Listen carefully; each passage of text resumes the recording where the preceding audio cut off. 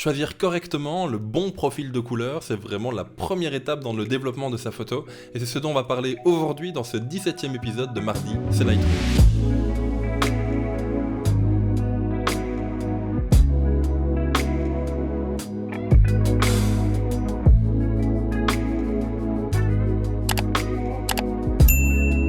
Faut savoir qu'un profil d'étalonnage, c'est pas simplement un réglage dans tout votre développement, c'est vraiment la première étape, c'est vraiment la base dans le traitement colorimétrique que vous allez appliquer à votre image. Un profil colorimétrique, ça va vraiment décrire la position de chaque couleur par rapport aux autres. Et donc chaque profil colorimétrique est vraiment unique et il est vraiment très important de choisir le bon profil colorimétrique en fonction du style de photo vers lequel on veut se diriger. Adobe Lightroom nous propose quelques profils colorimétriques de base déjà dans le programme. Il y a moyen d'en mettre d'autres et certaines marques de caméra comme Fujifilm en proposent également d'autres grâce à Adobe Lightroom. C'est cela qu'on va voir aujourd'hui dans cette vidéo.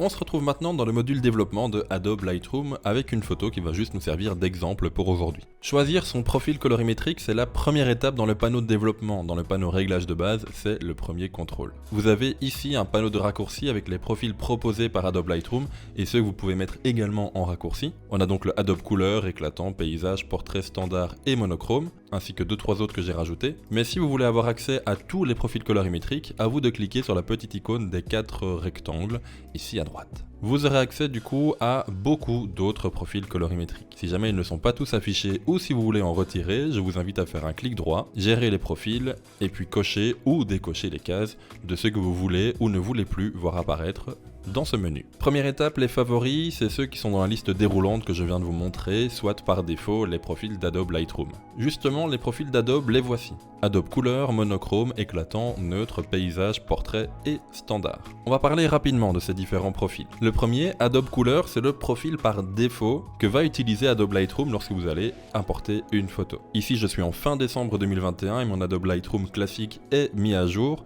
Il faut savoir qu'il y a quelques années, c'était le Adobe standard qui était utilisé et non pas le couleur. Il y a une légère différence entre les deux qu'on va aborder par après.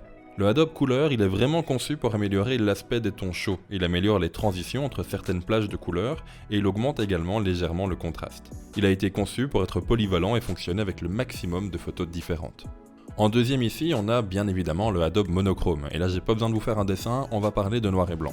Le monochrome, il est vraiment conçu comme point de départ pour retoucher vos photos en noir et blanc. Il en résulte une plus grande différenciation des couches, à savoir que les tons chauds sont plus lumineux que les tons froids.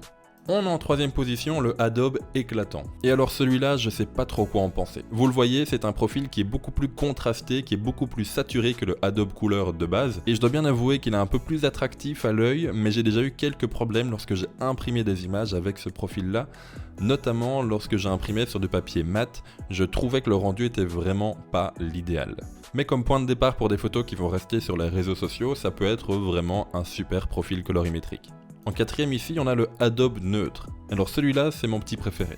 C'est mon petit préféré parce qu'il m'a déjà sorti des situations où la photo ne me plaisait pas énormément. Vous le voyez, le Adobe neutre, comme son nom l'indique, est beaucoup plus neutre, beaucoup plus plat, beaucoup plus fade que les autres profils éclatants, couleurs ou même paysage. Le Adobe neutre va nous permettre de voir une plage dynamique un peu plus étendue. Je ne dis pas qu'elle est plus étendue, je dis juste qu'on a l'impression qu'elle l'est. Regardez un petit peu dans le ciel, ici, avec le Adobe neutre, on voit les différentes couches de nuages, on voit un petit peu les différents contrastes, le peu de bleu qui reste derrière le clocher, ici, on voit tout ça. On voit également dans les ombres de la route ou de cette petite pièce ici, de cette petite entrée, on voit un peu plus de détails. Lorsque je repasse en éclatant, c'est beaucoup plus contrasté et donc on a un peu moins de détails dans le ciel, dans les zones beaucoup plus claires. Regardez également au niveau de ce bâtiment, mais également ici dans les zones sombres de l'image, on va avoir beaucoup moins de détails. Donc le Adobe neutre, c'est vraiment le profil colorimétrique que je vais utiliser lorsque j'ai une photo avec une dynamique un petit peu particulière. On passe ensuite au Adobe paysage. Lui a été conçu, comme son nom l'indique, pour traiter des photos de paysage. Mais vous pouvez bien évidemment l'utiliser pour tout autre type de photographie. Le Adobe paysage, comme vous le voyez, il est beaucoup plus saturé. Il renforce également le contraste du ciel, le bleu, et de la végétation, le vert. Il va en résulter du coup des couleurs qui sont beaucoup plus chatoyantes, beaucoup plus saturées, que ça plaise ou pas. Dans le cas de cette photographie ici, le Adobe paysage personnellement ne me plaît pas du tout. Mais de nouveau, c'est une question de goût et de couleur. Et surtout de couleur dans cet exemple-ci. On a ensuite le Adobe portrait. Et de nouveau, comme son nom l'indique, il a été créé pour gérer des photos de portrait. Avec ce profil colorimétrique, on va avoir des teintes de peau qui sont beaucoup plus douces. On va donc avoir des couleurs rouge, orange, jaune qui vont être un peu plus simples à gérer, un petit peu moins saturées que sur les autres profils colorimétriques. Et le dernier, c'est le Adobe Standard, c'était le profil colorimétrique par défaut pendant de très longues années, jusqu'au moment où il a été remplacé par le Adobe Couleur. La différence entre les deux va se trouver le plus sur les tons chauds de l'image. Je vous invite un peu à regarder ici sur le coin de ce bâtiment, mais également sur le haut du bâtiment en face, la teinte des couleurs. On va retrouver ici en Adobe Standard des couleurs qui sont un peu moins chaudes que sur le Adobe Couleur. Je sais que la différence est vraiment très légère, surtout dans cette photo, et en plus de ça, gardez à l'esprit que vous regardez actuellement une vidéo YouTube qui est donc compressée, mais à l'œil sur mon écran, je peux vous assurer voir une vraie différence, malgré mon daltonisme, entre le Adobe Couleur et le Adobe Standard au niveau de ces teintes-ci. Bon, ça du coup, c'est pour les profils proposés par Adobe Lightroom. Mais on a ensuite une nouvelle section qui s'appelle Camera Matching. Et dans cette section, vous allez avoir des profils colorimétriques qui vont dépendre de la marque de votre appareil photo. Personnellement, je shoote en Fujifilm depuis 2 ans, et donc dans cette section Camera Matching, j'ai des profils colorimétriques qui sont liés à ma caméra, soit un Fujifilm. J'ai donc ici dans Camera Matching les différentes simulations de films proposées par mon appareil photo et que je vais pouvoir retrouver ici. Ici, la photo a été prise avec un X-T4, donc c'est un des derniers appareils qui est sorti dans la marque Fujifilm. On va donc retrouver la plupart des simulations de films. Il y en a juste une qui est la nostalgique négative qui n'est pas encore disponible dedans. Mais donc je vais pouvoir utiliser la simulation de film Astia Tamisé, Bleach Bypass, Classic Chrome, Classic Négative, Eterna Cinema, etc. Je ne vais pas tous vous les passer en revue. Gardez juste en tête que, dépendant de la marque de votre appareil photo, vous allez avoir une section ici qui est totalement différente.